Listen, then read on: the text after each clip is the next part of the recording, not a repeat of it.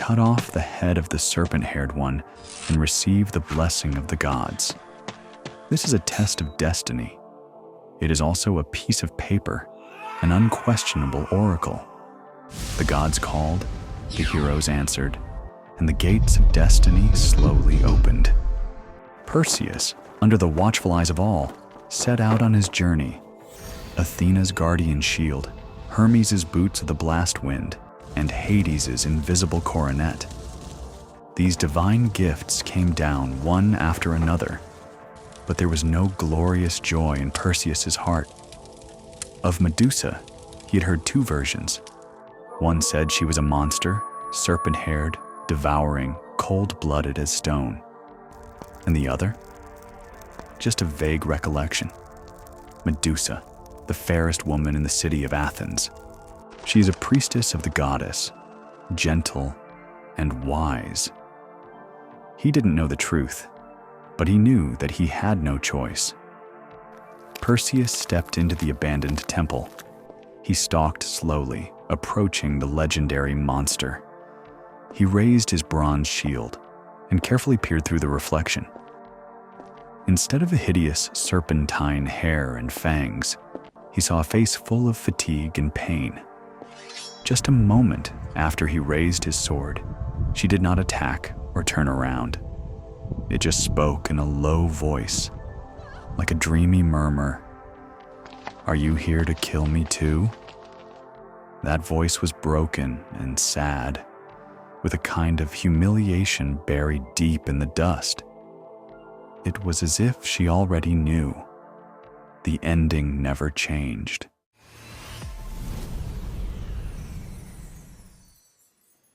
Perseus' sword, once raised high, slowly lowered as Medusa spoke. His eyes began to waver, and his fingertips trembled gently. The reflection in the bronze shield suddenly cracked, not from battle, but from the shattering of belief. He didn't strike, nor did he leave. He hid in the shadows of the temple and quietly watched the daily routine of the monster. He saw Medusa sleeping with the serpent and draping the cloth over the stone statue. She knelt low before the statue and prayed, as if still believing that even the God who had forsaken her would hear her heart. These silent routines gradually overlapped with the stories of his mother when he was a child.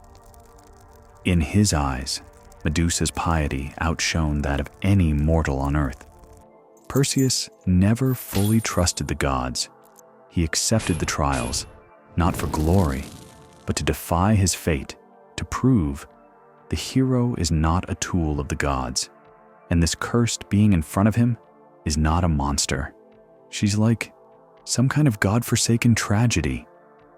One dusk, he finally approaches, not looking her directly in the eyes, just standing behind her. He spoke softly. Medusa didn't turn her head, just asked faintly, "You're finally here?" After a moment of silence, she continued, "I was a priest of Athena. That day, Poseidon broke into the temple. I called for help, but the goddess did not respond. In the end, she punished me.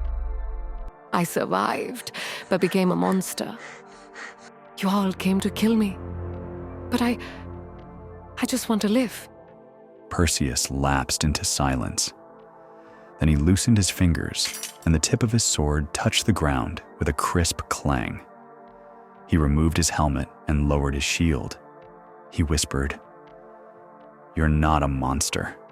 You are a victim. Let me help you live."